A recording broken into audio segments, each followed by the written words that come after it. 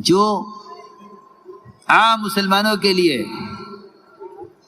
مسلمانوں کے لیے ناگواریوں کو برداشت کرتے ہیں، اللہ ایسے لوگوں کو دنیا میں آخرت سے پہلے عزتیں دکھلا دیتے ہیں، عزت عطا فرما دیتے ہیں۔ اس کے سر کا بوسہ لیا، اس نے مسلمانوں کو رہا کر دیا، سب کو لے کر یہ حضرت عمر کی خدمت میں حاضر ہوئے، آگے سارا قصہ سنایا۔ امیر المؤمنین، اس نے مجھ سے یہ مطالبہ کیا، میں نے یہ جواب دیا۔ اس نے میری جان لینا چاہا، میں نے یہ جواب دیا۔ اس نے سر کے بوسے کا مطالبہ کیا، میں نے سارے مسلمانوں کو قید کرانے کا مطالبہ کیا۔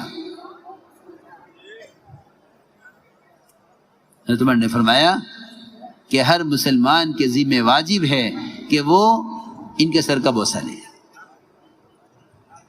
عجیب روایت میں ہے، پہلے حضرت عمر کھڑے ہوئے، عبداللہ بن حذافہ کے سر کا بوسہ لیا، پھر سارے مسلمانوں نے ان کے سر کا بوسہ لیا کہ جو دین کے لیے اور مسلمانوں کے لیے ناگواریوں کو برداشت کرتے ہیں، ہم انہیں دنیا میں ایسی عزتیں دیتے ہیں۔ میں تو سارا واقعہ یہ سمجھانے کے لیے عرض کیا ہے کہ مسلمان کو اپنے دین پر استقامت کیوں نہیں ہے، استقامت کیوں نہیں ہے۔ استقامت کو سمجھنا چاہیے۔ استقامت کسے کہتے ہیں؟ استقامت کہتے ہیں پورے دین پر چلنے کو،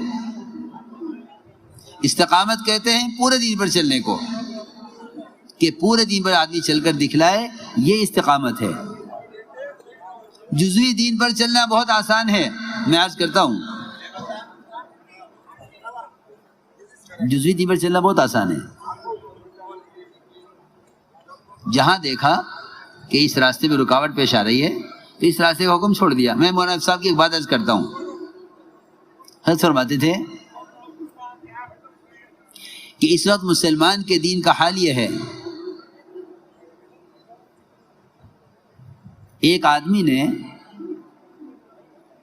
کسی سے یہ کہا کہ میرے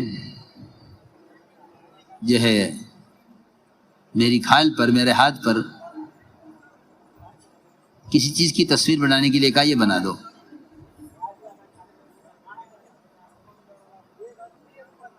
چنانچہ وہ سوئی سے اس کو گود کر اس پر مسالہ لگتا ہے، اس سے وہ لکھا جاتا ہے، مٹتا نہیں ہے۔ زمانہ جاہلیت کا طریقہ تھا۔ تو جیسے اس نے سوئی رکھی، اس نے کہا یہ تو تکلیف ہو رہی ہے، کیا کر رہے ہو؟ کہ میں شعر کی تصویر بنانے کے لیے اس کا کان بنا رہا ہوں۔ کہ نہیں شعر بنا دو مگر بغیر کان کے بنا دو، اس سے تکلیف ہو رہی ہے۔ اسے دوبارہ سوئی رکھی، اب کیا بنا رہے ہو؟ کہ میں دم کی طرف سے بنا رہا ہوں، دم، کہ دم کے بغیر بھی شعر ہو سکتا ہے، تم بغیر دم کے شعر بنا دو۔ یہ میں حضرت کی بات اسی طرح نقل گئی، اس طرح لکھی ہوئی ہے۔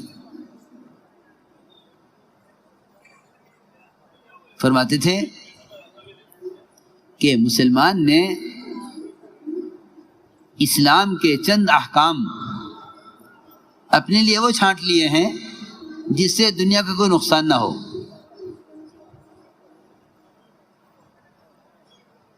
اور یہ اسلام اور کفر کے ایسے درمیانے راستے پر چلتے ہیں کہ اگر حالات ادھر کے خراب ہوئے تو ادھر ہو جائیں گے، ادھر کے حالات خراب ہوئے تو ادھر ہو جائیں گے۔ ان اصابہ خیر اطمأن بہ وان اصابہ فتنہ انقلب علی وجہہ۔ اللہ نے فرمایا خسر الدنیا والآخرہ، ان کے لیے دونوں جگہ خسارہ ہے، دنیا بھی آخرت میں بھی۔ جزوی دین کے چند احکام اپنے لیے خاص کر لیے جاویں، ان کو پورا کر کے سمجھا جائے کہ ہم پورے دین پر چل رہے ہیں، نہیں، بلکہ استقامت کا راستہ یہ ہے۔ اللہ خود فرما رہے ہیں وَأَنِ اعْبُدُونِ هَذَا صِرَاطٌ مُسْتَقِيمٌ، کہ تم میری عبادت کرو، میری کامل عبادت کرو، یہ سیدھا راستہ ہے۔ استقامت پورے دین پر چلنے کو کہتے ہیں۔ اللہ خود فرما رہے ہیں صراط مستقیم کیا ہے، استقامت کا راستہ کیا ہے؟ وَأَنِ اعْبُدُونِ هَذَا صِرَاطٌ مُسْتَقِيمٌ، کہ تم پورے دین پر چلو، یہ صراط مستقیم ہے۔ ورنہ جزوی دین پر تو منافقین بھی چلا کرتے تھے۔ اللہ نے قرآن میں انہی کا حال بیان کیا ہے، یہ وَمِنَ النَّاسِ مَن يَعْبُدُ اللَّهَ عَلَى حَرْفٍ، کہ وہ کفر و اسلام کے بارڈر پر چلتے ہیں، نہ پورے اسلام میں نہ پورے کفر میں۔ استقامت پورے دین پر چلنے کو کہتے ہیں. عبادت اللہ کی کامل اطاعت کو کہتے ہیں. اس لیے امام غزالی رحمۃ اللہ علیہ نے عبادت کے احکام گنوائے ہیں کہ عبادت صرف نماز پڑھنے کا نام نہیں ہے. عبادت صرف نماز پڑھنے کا نام نہیں ہے، بلکہ عبادت ایک مکمل طریقہ زندگی ہے. عبادت ایک مکمل طریقہ زندگی ہے. عبادت صرف نماز پڑھنے کا نام نہیں ہے، بلکہ عبادت ایک مکمل طریقہ زندگی ہے. جس امام غزالی رحمۃ اللہ علیہ نے 10 چیزیں گنوائی ہیں: نماز، روزہ، حج، زکوٰۃ، ذکر، تلاوت، دعوت اللہ کی محنت. اس کو امام غزالی رحمۃ اللہ علیہ نے عبادت میں شمار کیا ہے. تجارت اور پڑوسیوں کے حقوق اور ہر ضرورت میں، ہر کام میں اتباع سنت. فرمایا کہ یہ 10 چیزیں مل کر عبادت ہیں: نماز اور روزہ، حج اور زکوٰۃ، ذکر و تلاوت، دعوت اللہ کی یہ محنت، اور تجارت، پڑوسیوں کے حقوق اور سنت کا اہتمام. ان 10 کو امام غزالی رحمۃ اللہ علیہ عبادت فرما رہے ہیں. ہم ذرا غور کریں کہ ان میں سے کتنے کام ایسے ہیں جو ہم نے چھوڑے ہوئے ہیں. میرا عزیز دوستو اور بزرگوں، جس طرح بغیر رکوع کی نماز نہیں اور بغیر سجدے کے نماز نہیں، اس طرح اگر ان تمام احکام میں سے کسی طرح کا حکم توڑا جائے تو دین اس طرح ناقص ہوگا، اس طرح نماز ناقص ہو جائے گی. ہم فرماتے تھے کہ ناقص دین سے کہ اثرات بھی، نتائج بھی ناقص نکلیں گے، کہ ناقص نتائج. امت پریشان ہے. ہم نماز پڑھتے ہیں، کاروبار نہیں چل رہا ہے. نماز پڑھتے ہیں، گھر میں پریشانیاں ہیں. نماز پڑھتے ہیں، کارخانہ بند ہے. کیوں؟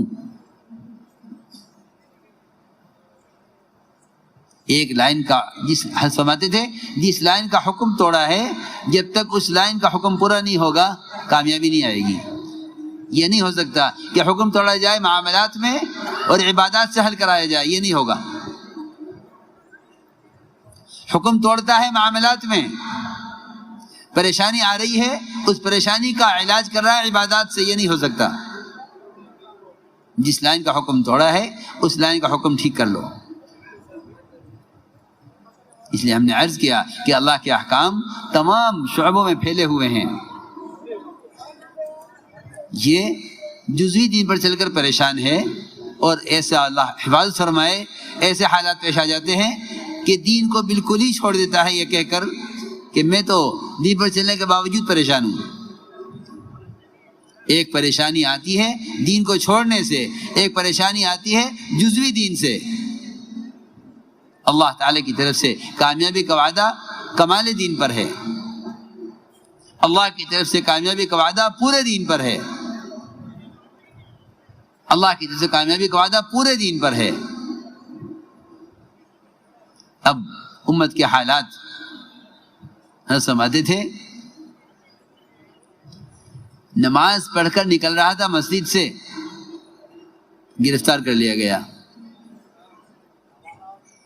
عام طور سے آپ دیکھیں گے کہ لوگ یہ کہتے ہیں کہ اتنے مسلمان بالکل بے گناہ گرفتار ہیں. کوئی گناہ نہیں ہے، کوئی گناہ نہیں ہے. اتنے مسلمان بے گناہ گرفتار ہیں. فلاں نماز پڑھ کر نکل رہا تھا مسجد سے، اسے گرفتار کر لیا. میری بات توجہ سننا بہت.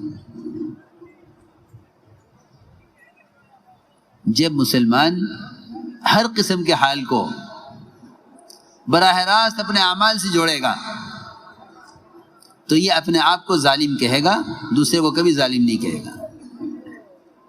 وما ظلمناہم ولکن کانوا ھم الظالمین، ہم نے ظلم نہیں کیا ان پر، انہوں نے خود ظلم کیا اپنی ذات پر۔ آدمی گناہ کر کے بھول جاتا ہے، گناہ کر کے بھول جاتا ہے، جب پکڑ آتی ہے اس پکڑ کے آنے کے وقت کے عمل کو دیکھتا ہے، پچھلے گزرے ہوئے گناہ کو نہیں غور کرتا۔ میں مثال دے کر سمجھا دیتا ہوں تاکہ بات آسان ہو جائے۔ ٹریفک کا نظام ہے، اشارے پر آپ کو ٹھہرنا چاہیے ورنہ آپ کا چالان ہوگا۔ ایک اشارہ آیا کاٹ گیا، دوسرا اشارہ آیا کاٹ گیا۔ جانتے ہیں یہ لوگ، وہاں کیمرے لگے ہوئے ہیں۔ عجیب بات ہے، عجیب بات ہے۔ حضرت فرماتے تھے جب اللہ کا خوف دلوں سے نکل جاتا ہے تو مخلوق کے خوف کی وجہ سے آدمی مخلوق کے خوف سے قانون پر عمل کر لیتا ہے، لیکن اللہ کے خوف سے اللہ کے امر پر، اللہ کے حکم پر عمل نہیں کرتا۔